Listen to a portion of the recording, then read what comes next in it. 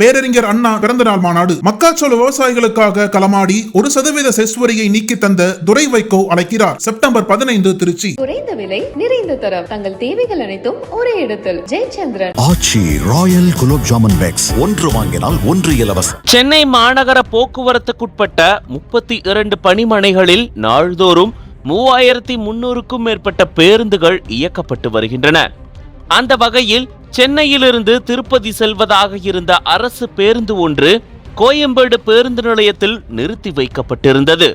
இந்த பேருந்தை ஓட்டி செல்வதற்காக டிரைவரும் கண்டக்டரும் கடந்த 11ஆம் தேதி இரவு பணிமனைக்கு வந்துள்ளனர். அப்போது அந்த பேருந்து திடீரென மாயமானதால் ஊழியர்கள் இதுகுறித்து கிளை மேலாளர் ராம்சிங்கிடம் தெரிவித்துள்ளனர்.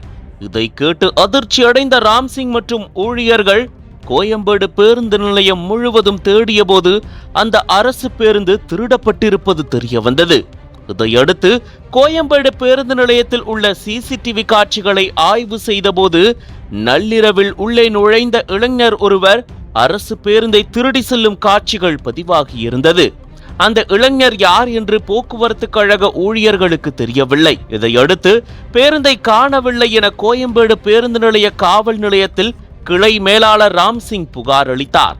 அதன் பேரில் கோயம்பேடு குற்றப்பிரிவு ஆய்வாளர் தலைமையிலான காவலர்கள் சிசிடிவி காட்சிகள் மற்றும் பேருந்தில் பொருத்தப்பட்டிருந்த GPS கருவியை ஆய்வு செய்ததில் திருடப்பட்ட பேருந்து ஆந்திர மாநிலம் நெல்லூர் பகுதியில் இருப்பதை கண்டறிந்தனர். இதனிடையே நெல்லூர் காவலர்கள் உதவியுடன் ஆத்மகூர் என்ற இடத்தில் நிறுத்தப்பட்டிருந்த தமிழக அரசு பேருந்தை கோயம்பேடு காவலர்கள் மீட்டனர். மேலும் பேருந்தை திருடி சென்ற வடமாநில இளைஞரை போலீசார் அதிரடியாக கைது செய்து சென்னைக்கு அழைத்து வந்தனர். பின்னர் அந்த இளைஞரிடம் விசாரித்த போது அவர் காது கேட்காத, வாய் பேச முடியாத மாற்றுத்திறனாளி என்பது தெரிய வந்தது. இதையடுத்து சைகை மூலம் அவரிடம் கோயம்பேடு பேருந்து நிலைய போலீசார் விசாரணை நடத்தியதில் அவர் 24 வயதான ஞானரஞ்சன் சாஹூ என்பதும் ஒடிசா மாநிலத்தை சேர்ந்தவர் என்பதும் தெரிய வந்தது. இதனை அடுத்து அவரை கைது செய்த போலீசார் நீதிமன்றத்தில் ஆஜர்படுத்தி சிறையில் அடைத்தனர்.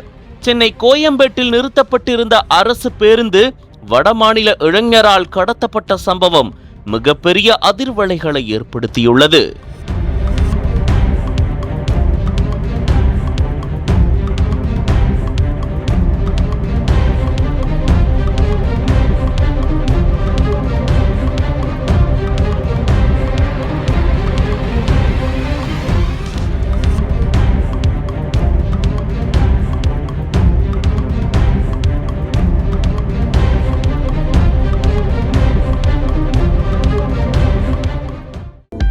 அனல் பறக்கும் செய்திகளை அப்டேட் செய்து கொள்ள நக்கீரன் களத்தை இப்பவே சப்ஸ்கிரைப் பண்ணுங்க.